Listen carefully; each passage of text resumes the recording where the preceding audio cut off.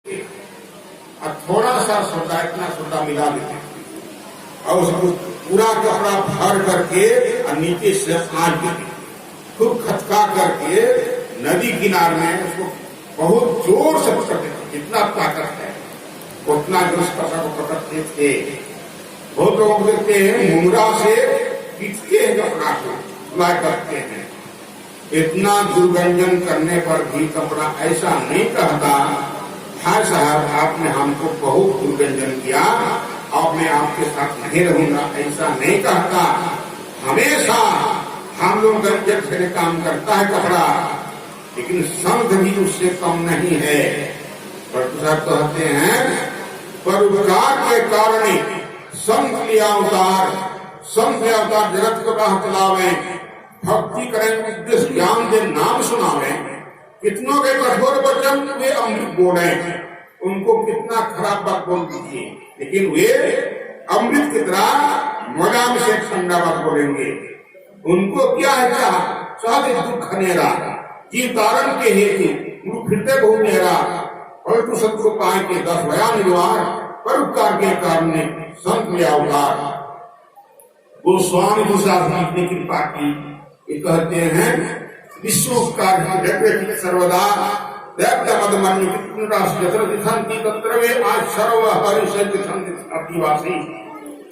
संत का हृदय चंचल रहता, व्यग्र रहता है, हमेशा ईश्वर से कैसे जीवन कल्याण हो, उद्धार हो। क्रोध और गर्व को त्याग कर घोषणा पूर्ण करते हैं। ऐसे महापुरुष जहाँ ठहरते हैं वहाँ तीर्थस्थल बन जाता है।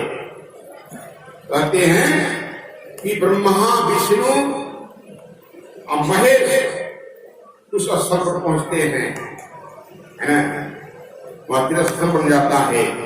एक कथा है, शिव पार्वती घूमने के लिए निकले, आगे आगे शिव और पीछे पीछे पार्वती। जाते जाते जरा शंकर भगवान जमीन को सत्संग प्रणाम किए। पार्वती सोचने लगी सही में इसको लोग बौरा करते, पागल करते, बोलने लगी संसार के लोग आपको प्रणाम करते हैं, आप जमीन को प्रणाम करने लगे। जमीन में क्या लगा है? शंकर भगवान कहते तुम नहीं जानती हो, यहाँ सत्संग हुआ था, पहुंचे हुए संत आए थे, और सब भगवान यहाँ आए थे, और सब देवी देवी यहाँ आई, इसलिए यहाँ का मिट्टी पुण्य से परिपूर्ण हो गई है, इसलिए इस को प्रणाम करता हूँ, इसलिए मैं कपार में लगाता हूँ। फिर वहां से आगे बढ़े, एक जगह और प्रणाम किया। पार्वती कहते तो वहां का सत्संग होता, यहाँ पर शंकर कहते हैं यहाँ सत्संग होने वाला है, इस मिट्टी का उदय हो गया है, यहाँ भी पहुंचे हुए संत आएंगे, सब भगवान यहाँ आएंगे, सब देवी देव आएंगे, हम नहीं मिट्टी, इसलिए मैं प्रणाम करता हूँ। उसी ख्याल से आज भी इस प्रसंग को लोग जानते हैं, अपने अपने घर में साधु महात्मा बुलाते हैं, सत्संग कराते हैं, ताकि हमारे घर का मिट्टी पवित्र हो जाए। तो इस घर में सत्संग होता है, संत का सत्संग। शुरू में यही गाते हैं, सब संतन की बड़ी बड़ी हारी। संत लोग लिखते हैं संत भगवान का अंतर निरंतर नहीं, संत भगवान में अंतर नहीं है, भेद नहीं है ना। ऐसे संतों का जो आवाहन करते हैं, संत लोग सुष्ट रूप से वहां पहुंच जाते हैं, और जहां संत पहुंचेंगे वहां दाय दुश्मन वहां नहीं रहेंगे, भूत प्रेत वहां नहीं रहेंगे, सबको भगना पड़ता है ना। इसलिए जहाँ सत्संग होगा वहाँ देवताओं का वास होगा, वहाँ उन्नति तरक्की होगी, है ना। भगवान राम पूजा करते थे तो हनुमान कहा कि फूल तोड़ के ला। अब भोरे भोरे गया फूल लाने के लिए, तो शनि महाराज भेटा गया। शनि महाराज कहते हैं तुम्हारे माथा पर हम बैठेंगे, हमारे प्रतिज्ञा है, जो सवेरे भेटा जाए उसके माथा पर हम बैठते हैं। हनुमान कहते हैं नहीं सही, ऐसा नहीं कीजिए, हम भगवान के काम से आए हैं, हम खुद तोड़ के भगवान को पहुंचा देंगे, तब हम लौट के आगे, तब हमारे माथा पर बैठना, अभी नहीं बैठना। अब कुछ भी नहीं करे, हमारा प्रतिज्ञा है, हम बैठे करेंगे। जब नहीं माना तो कपाट पर बैठ गया, तो हनुमान ने क्या किया, बड़का पहाड़ उनके ऊपर में रख दिया और शनि भाई दबने लगा। कहते हैं हनुमान जी पत्थर को हटाइए, पत्थर को हटाइए। नहीं, हमारा प्रतिज्ञा है, जो हमारे सर पर बैठेगा उसके ऊपर में पहाड़ रखूंगा। हमारे प्रतिज्ञा, हमें पत्थर नहीं हटा सकते। जब जैसे आपकी प्रतिज्ञा से हम नहीं प्रतिज्ञा, हमारा भी प्रतिज्ञा है, हटाइए तो मर जाऊंगा मैं। अगर सत्य कीजिए, आज जो सत्संग करेगा उसके माथे पर नहीं बैठेगा। कबूल कीजिए, कबूल किया, जो सत्संग करेगा उसके कपाट पर नहीं बैठूंगा, उसके निकट में नहीं जाऊंगा। तो इसलिए जो सत्संग करेंगे उनके पास शनि महाराज नहीं आएंगे, आप सुखी समझ रहेंगे। बोले प्रेम से गुरु महाराज की जय। इसलिए कहते हैं मुद मंगलमय संत समाज, जो जग जंगम तीर्थ राजू। संतों का समाज आनंद और कल्याणमय है, ये चलता फिरता तीर्थराज है ना। जितने तीर्थों का नाम सुनते हैं, सभी तीर्थों का एक आ जाते थे सत्संग। और तीर्थों में जाइए क्या मिलेगा, सबसे बड़ा तीर्थ वही कहाँ है, इलाहाबाद। वहां गंगा जमुना का मिलन स्थान है। झूठ के झूठ वहां लोग जाते हैं नहाने के लिए। शास्त्र वर्णन आया है, वहां स्नान करने से सब पाप धुल जाता है। स्नान करने वाले वहां देखते हैं अलग अलग जल दिखा पड़ता है, ये गंगा का है, ये यमुना का है। उसने लगता है त्रिवेणी, वहां का पांडव का त्रिवेणी अंदर अंदर बहती है, वो प्रकट नहीं है। तो लोग स्नान करते हैं, उनका पाप धुलाता कि नहीं धुलाता है। जो स्नान के हुए जाने भगवान जाने, है ना। लेकिन तीन धरा की बात आई है, दो साधक लिखते हैं, यहाँ भी तीन धारा, इस तीर्थ में भी तीन धारा है। लिखते हैं राम भक्त जहाँ सुरसरी धारा, सब सही ब्रह्म विचार प्रचारा। सगुन राम के बारे में जो कही जाके समझाया जाता है, ये गंगा की धारा है। निर्गुण निराकर ब्रह्म के बारे में जो कही जाती है, ये सृष्टि की धारा है। जो धारा सुने हम लोग। फिर कहते हैं विधि निषेधमय कलिमल हरानी, कर्म कथा रघुनंदन वरानी। कर्तव्य और कर्तव्य के बारे में जो कही जाती है, ये गुरुनाथ की धारा है। तीन धारा हम लोगों ने सुना, तो इस सत्संग में भी तीन धाराएं हैं। कर्तव्य और कर्तव्य क्या है, यहाँ कहते हैं झूठ, चोरी, नशा, हिंसा और बेविचार, इन पंच पापों से मनुष्यों को अलग रहना चाहिए। ये निषेध कर्म है, इसे मना करते हैं। इसको करने से महात्म पाप चले जाएंगे, महाकष्ट में चले जाएंगे। इसलिए इन पंच पापों को छोड़ दो। विधि कर्म क्या है, हम रोज बात करते हैं कि एक ईश्वर पर अचल विश्वास। ऐसा विश्वास कीजिए आपका विश्वास वहां से हटे नहीं। जिस भगवान का गुरु आपको विश्वास कराते हैं, उसको छोड़ करके दूसरे देवी देव के पास नहीं जाइए, दूसरे भगवान के पास नहीं जाइए। एक ईश्वर पर अचल विश्वास, उसको कहते हैं अचल। फिर कहते हैं पूर्ण भरोसा कीजिए उन पर। वो परमात्मा कहाँ प्राप्त होंगे, अपने शरीर के अंदर प्राप्त होंगे, इसका विश्वास कीजिए।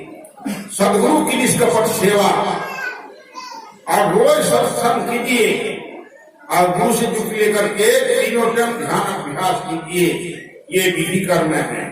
इन कर्म करने से आप महान सुख में प्राप्त ले जाएंगे। इसलिए करना चाहिए। तीन धारा की बात लोगों ने सुना, ये सुनी सुनाई ये बात। ऋषियों ने कहा आपके शरीर में तीन धारा है, ऋषि लिखते हैं, इरा भगवती गंगा अपिगला यमुना नदी, इरा नर्मदे सुषुम्ना जो सरस्वती। ये दोनों आंखों को गंगा यमुना कहा गया है, इसको इगला पिगला भी कहते हैं। ये दोनों के बीच में ये त्रिवेणी है, सरस्वती नदी है। तो इस त्रिवेणी में बिना दूध से स्नान नहीं कर सकेंगे। यहाँ स्नान करने के लिए आपको पंच पाप को छोड़ना पड़ेगा, और तब हम आपको युक्ति बताएंगे स्नान करने की विधि। तब आप ध्यान करने की विधि बतलाते हैं। तो इगला पिगला के बीच सुषुम्ना में तो वो तीन प्रधान नारियां को बताते हैं। एक नारी जो है, क्या कहते हैं उसको, सरस्वती कहते हैं, त्रिवेणी कहते हैं। वहां पर स्नान करेंगे, उसको प्रवेश करेंगे तो सारा पाप खुल जाएगा, आपका बह जाएगा, जल के भस्म हो जाएगा, है ना। आप पवित्र हो जाएंगे, तब परमात्मा के तरफ आगे बढ़ेंगे आप, है ना। तो ऐसा तीर्थ है हम लोगों के शरीर में। तो इस शरीर पर स्नान करने के लिए हर एक को इस तरह का पालन करें और सबसे से युक्ति लें। यह है सत्संग। इसलिए कबीर साहब कहते हैं, मैं तो आन पड़ी चोरन के नगर, सत्संग बिना जाकर से। कबीर साहब कहते हैं कि मैं चोर के नगर में आ गया, चोर के गांव में आ गया हूं। क्या कबीर साहब चोर के गांव में थे? अभी संस्थान जितने हम लोग हैं सभी कोई चोर के गांव में हम लोग बसे हुए हैं। आप लोग तकलीफ नहीं मानिए, आप लोग कहेंगे हमारे गांव में एक भी चोर नहीं है, लेकिन कबीर साहब कहते हैं हर एक कोई चोर के गांव में ही बसे हुए हैं। मैं नहीं कहता चोर कब चोरी करते हैं, जब अमावस्या की रात आती है तब चोर जाते हैं चुराने के लिए, चुरा भी लेता है ना। तो कबीर साहब कहते हैं आंख बंद करके देखिए आप कहाँ हैं, आपका डेरा कहाँ है। आंख बंद करने पर दिखाई देता वही अमावस्या की रात, घोर अंधकार। इसी अंधकार में हम आपका डेरा है, ऐसे अंधकार में चोर बसे हुए हैं। कबीर साहब कहते हैं एक दो चोर नहीं। कबीर साहब ने कहा काम दीवाना क्रोध है राजा, बसे 2500 चोर, हर एक शहर में 25-25 चोर बसे हुए हैं। डॉक्टर साहब कहते हैं सत्संग बिना जाकर से, जब तक सत्संग नहीं करेंगे तब तक ये जीवात्मा त्रस्त रहेगी। ये कब से त्रस्त नहीं है, जब संसार सृष्टि हुई है तभी त्रस्त नहीं है।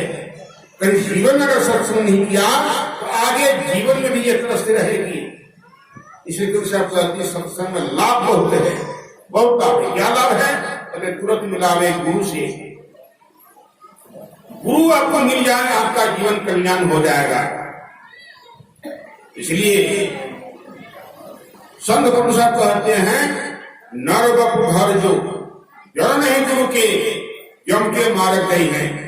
मनुष्य जिन्होंने गुरु नहीं किया वो सीधे यम लोग चले जाएंगे, दुख होगा उसको। इसलिए हर एक कोई गुरु कर लीजिए। वो साधन लिखते हैं रवि पंचक जाते नहीं, ताही कबूतरी नाही, ताही सब तक घेरे रहे कबूतर किया नाही। छोटी से शब्द है, आप गिनिए। रविवार से पश्चिमा दिन कौन दिन आता है? रवि सोम मंगल बुध बृहस्पति। बृहस्पति जी देवताओं के गुरु हैं, तो ये गुरु नहीं है कबू चतुर्थी नहीं। चौथा दिन कौन दिन आता है? बुधवार, अर्थात बुद्धि। कभी बुद्धि नहीं होगी, आपको ज्ञान नहीं होगा। ताई सब घेरे गए, सभी तरह आपको घेर के रखेंगे। कबूतर क्या नहीं। कौन दिन आता है? रवि सोम मंगल। कभी मंगल नहीं होगा आपको, अर्थात कल्याण नहीं होगा। इसलिए मानव शरीर का अवश्य गुरु कर लीजिए, है ना। कबीर साहब कहते हैं मूर्ख जन कोई सार न जाने, सत्संग अमृत वर्षा। मूर्ख लोग साफ नहीं जानते हैं कि सत्संग अमृत की वर्षा होती है। कोई नया दिन आए होंगे और सोचते होंगे ये लोग कहते हैं कि अमृत की बरसात कहाँ हो रही है? अरे बारिश हो रही है, आपको देखने की क्षमता नहीं है, समझदारी नहीं है आपको, लेकिन बारिश तो हो रही है। अरे अमृत किसको कहते हैं? सत्संग आके समझिए अमृत क्या है। भक्त महापुराण में कथा आई है, नैनीसारंग में सब ऋषि वहां बैठे हुए थे, उनके साथ में और ऋषि लोग बैठे थे। वहां सूर्य महाराज आ गए, वे आए तो सभी ऋषि लोग खड़े होकर के सूर्य महाराज को प्रणाम किए और कहने लगे कि मुनिवर, हम लोग क्या हो भाग्य है, आपने यहाँ पे आकर के हम लोग को दर्शन दिए। सभी ने विनती की कि मुनिवर, आप हम लोग के बीच में ऐसा उपदेश दे ताकि आपके उपदेश के प्रभाव से हम लोगों को भगवान कृष्ण की प्राप्ति हो जाए। तो सूर्य महाराज कहते हैं, मैं विस्मय कथा सुनाऊंगा जबकि सुखदेव मुनि ने राजा पृष्ठ को सुनाए थे। तो सूर्य महाराज कथा प्रकरण करते हैं, कहते जब सुखदेव मुनि कथा सुनाने पे आ गए, राजा परीक्षित भी अपने साथियों के साथ, प्रजाओं के साथ कथा श्रवण के लिए आ गए। सुखदेव मुनि व्यास गति पर विराजमान हो गए। राजा परीक्षित भी अपने साथियों के साथ, प्रजाओं के साथ यथास्थान पर कथा श्रवण के लिए बैठ गए। अब कथा शुरू होने वाली थी, तब तक क्या होता है, स्वर्ग से देवता लोग आ जाते हैं और सुखदेव मुनि से कहने लगे कि मुनिवर, हम लोग स्वर्ग से एक कलश में अमृत लाए हैं, इस कलश के